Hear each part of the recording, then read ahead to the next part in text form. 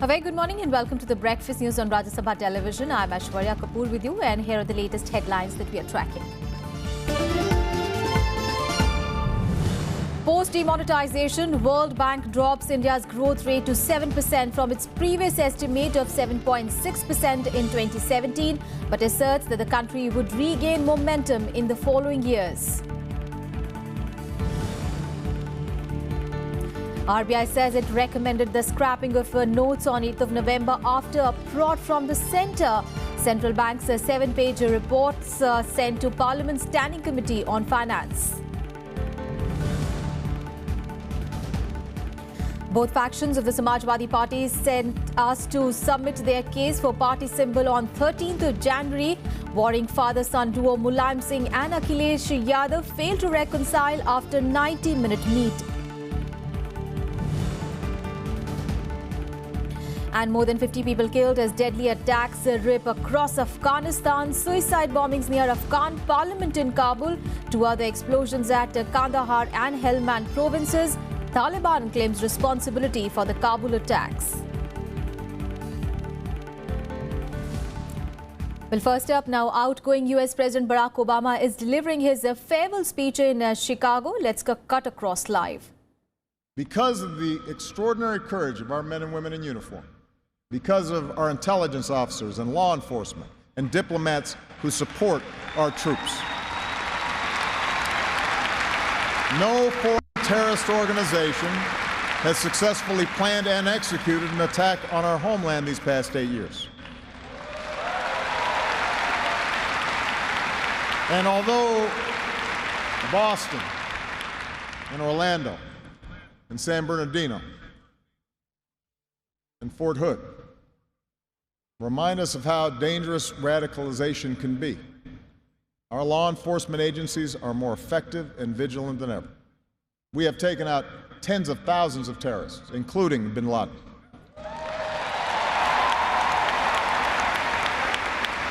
The global coalition we're leading against ISIL has taken out their leaders and taken away about half their territory. ISIL will be destroyed, and no one who threatens America will ever be safe. And to all who serve or have served, it has been the honor of my lifetime to be your commander-in-chief. And we all owe you a deep debt of gratitude.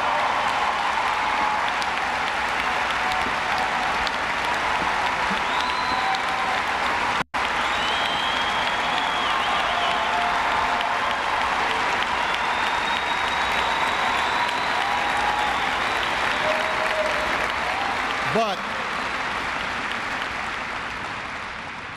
protecting our way of life, that's not just the job of our military. Democracy can buckle when it gives in to fear. So just as we, as citizens, must remain vigilant against external aggression, we must guard against a weakening of the values that make us who we are. And that's why for the past 8 years, I've worked to put the fight against terrorism on a firmer legal footing. That's why we've ended torture, worked to close Gitmo, reformed our laws governing surveillance to protect privacy and civil liberties. That's why I reject discrimination against Muslim Americans, who are just as patriotic as we are.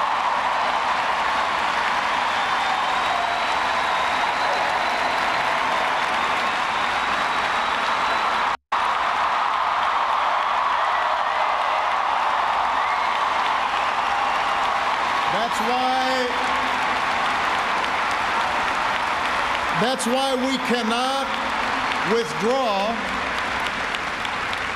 That's why we cannot withdraw from big global fights to expand democracy and human rights and women's rights and LGBT rights.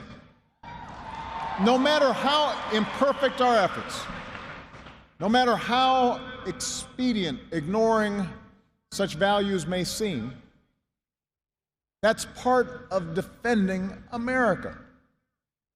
For the fight against extremism and intolerance and sectarianism and chauvinism are of a piece with the fight against authoritarianism and nationalist aggression.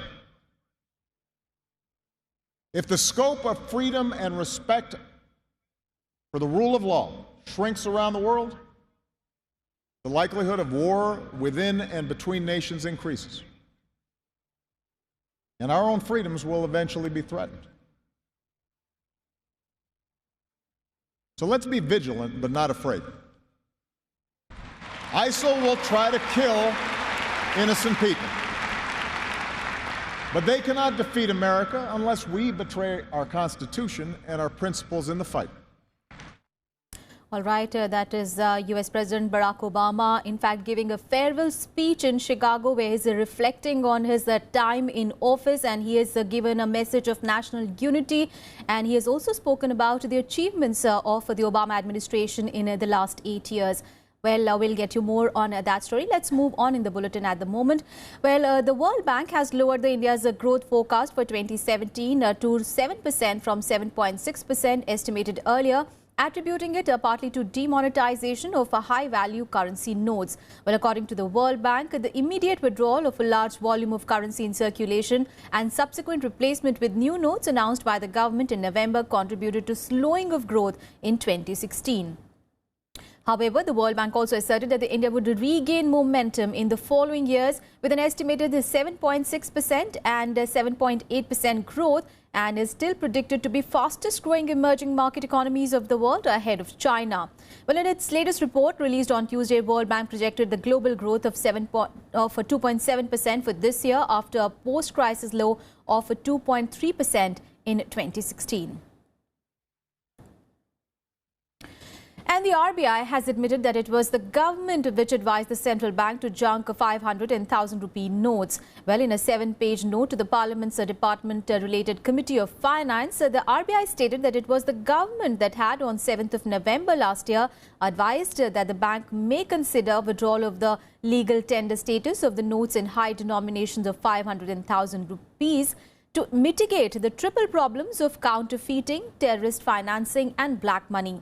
Well, just a day later, that is on 8th of November, the RBI board reviewed the proposal and the Union Cabinet met within hours of that recommendation and banned the circulation of 500 and 1,000 rupee notes.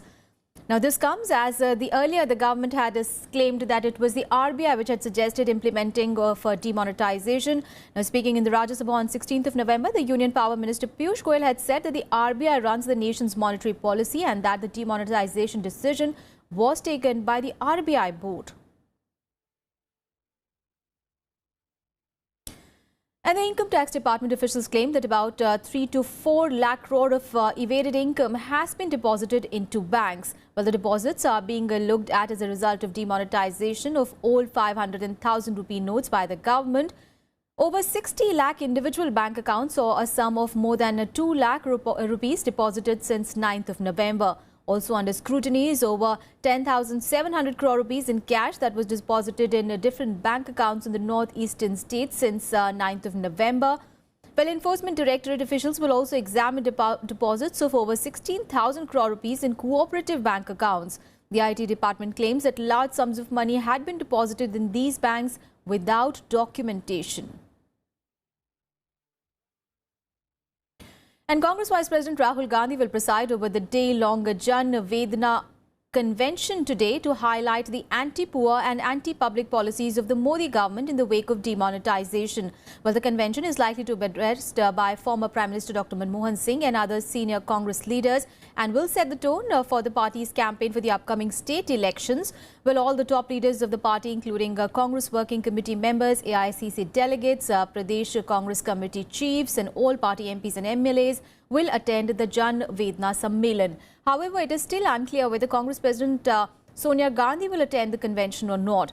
Well, demands for the elevation of Rahul, who has of late assumed a leadership role in the absence of Sonia Gandhi due to her ill health, may also crop up during the day-long event.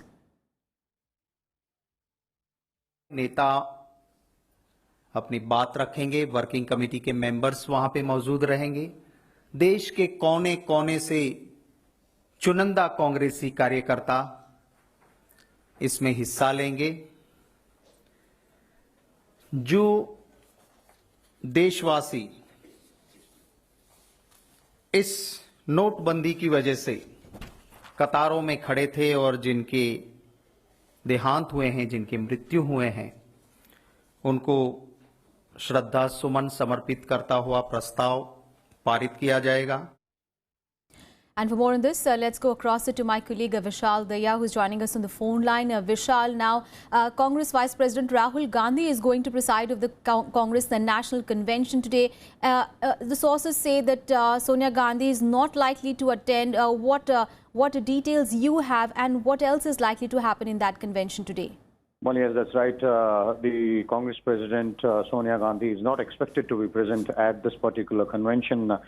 The one-day saga will be chaired by the Congress Vice President Rahul Gandhi. What we are being told, as per the schedule of this particular conference, the Congress leader Rahul Gandhi will declare it open by around 11 a.m. Will have an inaugural speech, and then there will be several addresses which will be given by senior leaders of the party. Now, the focus would be, rather, the overall detailing would be around the 2.5 years of the NDA government and its failures, but the focus would be on the issue of demonetization. And there is a likelihood of two different resolutions being passed. One, paying condolences to all those who died standing in queues, as the party alleges that was due to the demonetization decision taken by the Prime Minister. And the second one is expected to detail,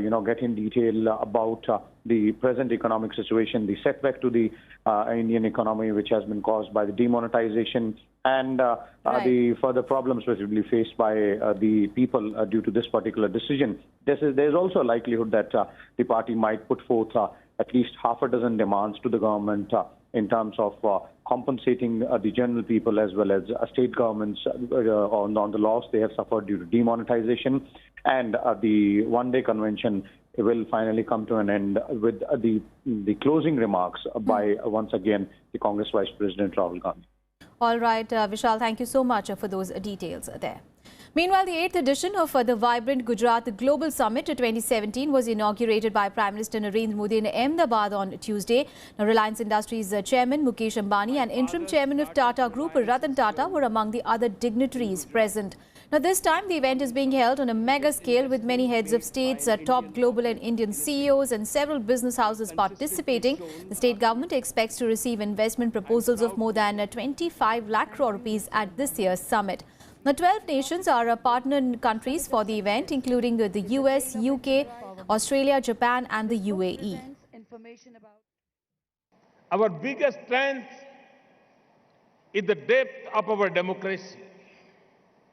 Some people say that democracy cannot deliver effective and fast-track governance.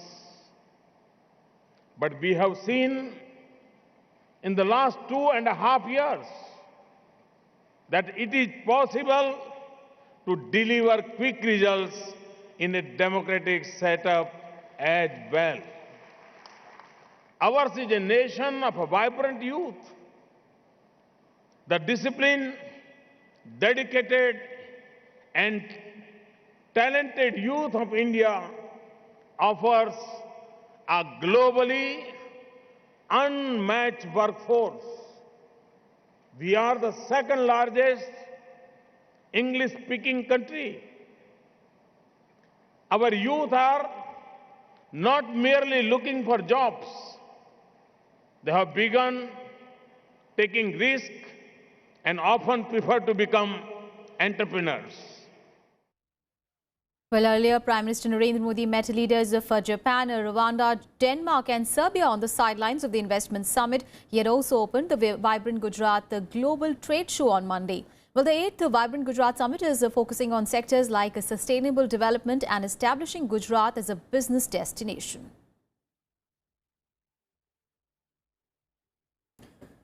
And now a look at what all events are lined up for the day in the day ahead. A delegation of AIADMK MPs will meet Prime Minister Narendra Modi today to submit a petition asking for Jallikattu to be allowed during Pongal in Tamil Nadu. The move comes after Tamil Nadu Chief Minister O. Selvam wrote a letter to the Prime Minister urging him to promulgate an ordinance to resume the sport on Pongal this year. With a view for animal welfare, the Supreme Court had in May 2014 banned the bullfighting sport. The Supreme Court will hear a plea seeking quashing of a provision of the Income Tax Act on a tax exemption to political parties on receiving voluntary contributions. In his plea, the petitioner has also challenged the Representation of the People's Act that provides for the actual conduct of elections in the country. The Act also deals with the qualification and disqualification of members of both houses of Parliament and state.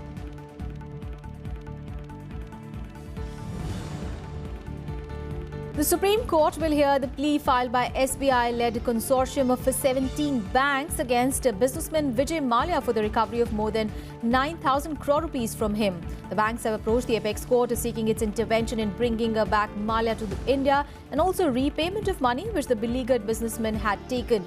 Vijay Mallya is, remember, now absconding. He is presently in England.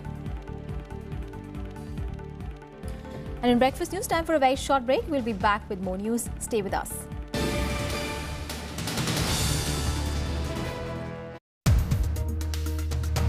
You are still not seen as a heavyweight politician of the BJP. I cannot be as effective as those people who have got 50 members or 30 members. If you're not loud, you are not heard inside the assembly, you are not heard by the people. Simply by shouting, the point is not driven home. The purpose or the reasoning, that is important. People have already started saying that the party has not given you your due. We have to bring in the younger people. The elder people will play their role. Watch to the point with the sole BJP legislator in Kerala Assembly, O. Raja Gopal, only on Rajya Sabha television.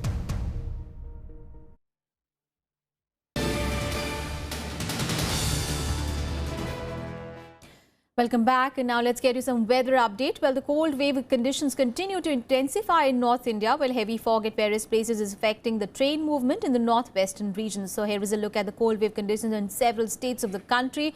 Well, in Jammu and Kashmir, the cold wave continued across the Kashmir region with heavy snow accumulation reported from higher mountain ranges. Now, the sunshine and improvement in weather leads to decrease in night temperatures, thereby accumulated snow gets frozen.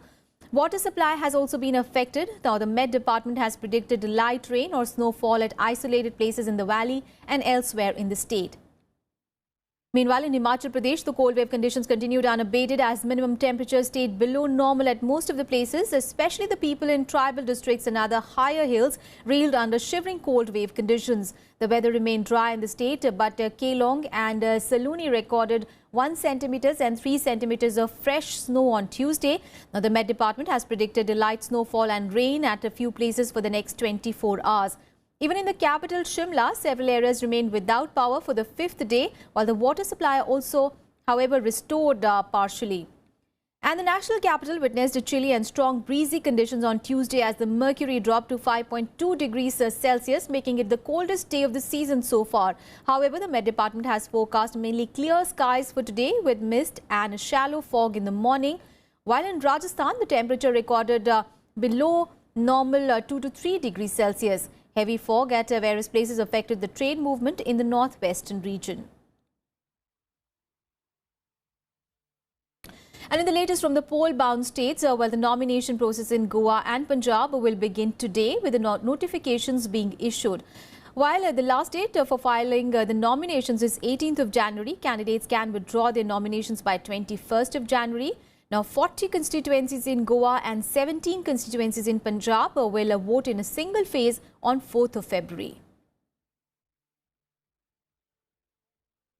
Meanwhile, trying to make inroads in Goa and Punjab, now Delhi's Deputy Chief Minister Manish Sisodia triggered a political buzz by indicating that AAP convener Arvind Kejriwal may be the party's chief ministerial candidate in Punjab. Now, Sisodia's statement triggered a speculation in political circles as to whether Kejriwal is planning a shift to Punjab and quit Delhi once again. Now, Sisodia told voters in Mohali to cast their vote, assuming that Kejriwal was the chief ministerial candidate, and vote for him. The Aam Aadmi Party that won 4 Lok Sabha seats in 2014 elections was seen as a major alternative force to Congress and Akali Dal for the voters. Kejriwal had earlier ruled out contesting elections from Punjab. Now, the assembly elections for 117 seats will be held in a single phase on 4th of February in Punjab, and the results of the elections will be announced on 11th of March. Punjab तो यही मान के vote करें कि अरविंद केजरीवाल को मुख्यमंत्री बनाने के लिए वोट दे रहे हैं। मैं इसलिए कहा कि जो भी वादे पूरे कर रहे हैं, अरविंद केजरीवाल ऐसे नहीं भागेंगे। पंजाब के लिए जो वादे करें वो पूरे करवाएंगे। एक आदमी मुख्यमंत्री बनेगा, आम आदमी मुख्यमंत्री बनेगा। पंजाब का मुख्यमंत्री ऐसा होगा जो नशा नहीं फैलाएगा। Meanwhile, the Election Commission has asked both the factions of the Samajwadi Party to appear before it on 13th of January. Well, it will hear arguments from both the sides before deciding who gets the cycle symbol of the party. Now, Mulayam Singh has already told the media that the party stands united for the benefit of the state. He also asserted that the party will soon begin the campaign and that Akhilesh will be the next chief minister. Akhilesh also met his father Mulayam Singh at his residence in Lucknow on Tuesday, indicating a movement towards a patch-up within the Samajwadi Party. Well, this meeting lasted for about 90 minutes.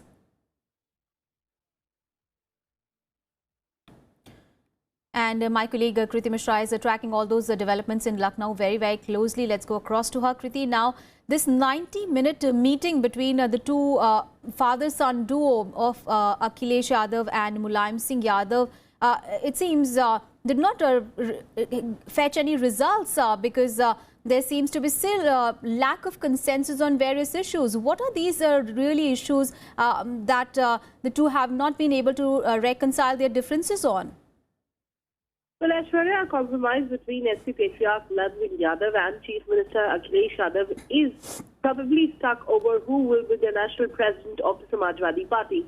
Now, the father-son duo met for almost 90 minutes, as you said, on Tuesday morning alone very specifically, but refrained from making any official comment. The party insiders are telling us that Mulayam insisted that he was still the national president of the party. Meanwhile, Akhilesh was told that he could be made SP state president.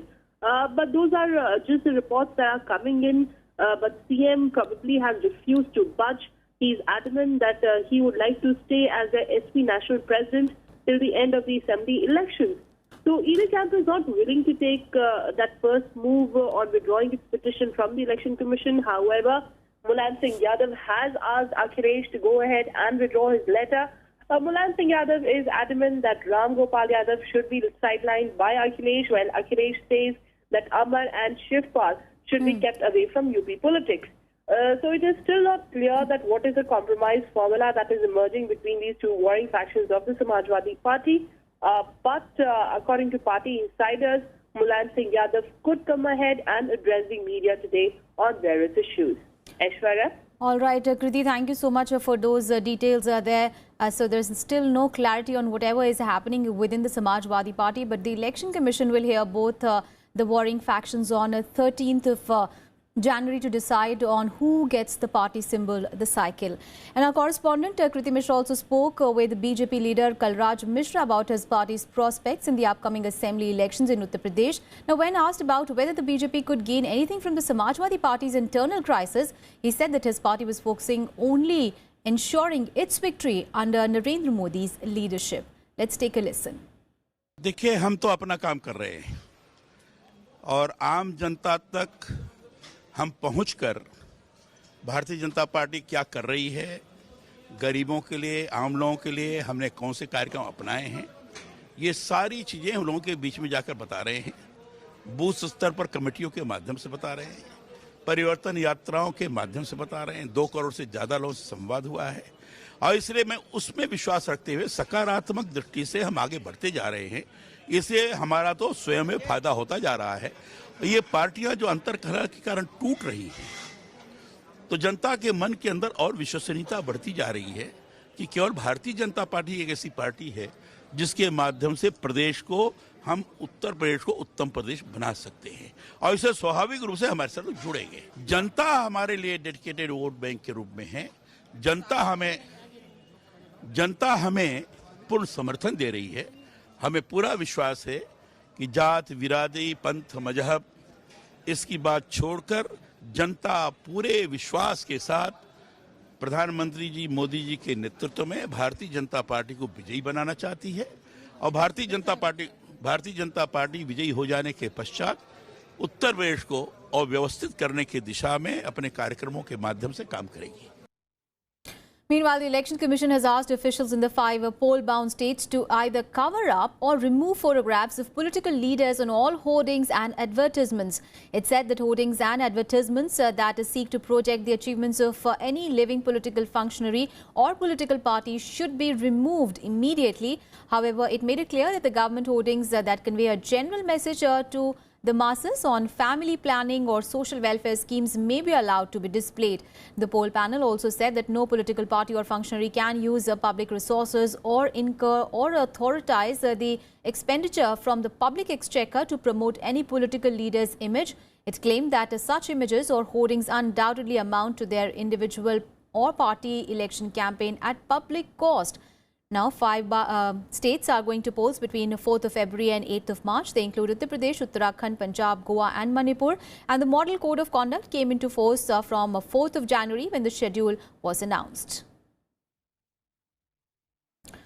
All right, let's get you some international news. Close to 50 people have been killed in a series of militant attacks throughout Afghanistan on Tuesday. Up to 30 people were killed and 80 wounded in twin bombings near the parliament in the capital, Kabul. The blast took place during rush hour as the staff were leaving the parliament complex. The Taliban said that they were responsible for the twin bomb attacks. Meanwhile, blasts at the governor's guest house in Kandahar also killed at least 11 and injured 14, including the UAE ambassador. The ambassador and other dignitaries were attending a dinner party when the attack happened. Earlier in Helmand province, a Taliban suicide bomber targeted a guest house used by an intelligence officials here, killing at least 7 people. Now, President Ashraf Ghani has vowed that all those behind the criminal attacks would be caught. تعقیب از اون منطقه در جاده عمومی سرک دارالامان با وقوع پیوسته که باعث ایجاد تلفات شهید و مجروحین داریم. از اکثر شهدا و مجروحین افراد ملکی هستند. تحقیقات خودم مصروف کار بودم دیگه، از بس که آواز خطرناک بود پرود کردم در زمین دیگه. چرا هزارم همینجا چرا تیر شد، بسیار چرا بود، همین طرف چرا بارک بود، بسیار وضعیت خراب بود. On to some sports news. England on Tuesday made a promising start to its limited overs tour as it defeated India A by 3 wickets in the first warm-up game at the stadium in Mumbai. The second warm-up game will be played today, in which India A side will be led by Ajinkya Rahane. Now, India A posted 304 for 5, writing on Ambati Rayudu's 100 and half centuries by Dhoni, Yuvraj Singh and Shikhar Dhawan. Dhoni made a 40-ball 68. He scored 23 runs in the final over, hitting 2 sixes and 2 fours. However, in reply, a strong performance by England's top order, led by Sam Billings, helped the visitors overhaul a target with 7 balls to spare and 3 wickets in hand. Now, Billings made 93 with Jason Ray, Joss Butler, Liam Dawson and Alex Hales also making valuable contributions. Kuldeep Yadav bagged 5 wickets. The 5-match ODI series begins on Sunday in Pune. That's reverse swept and it's beat. That's all in this edition of news, but news and updates continue on Rajya Sabha Television. Thanks for watching.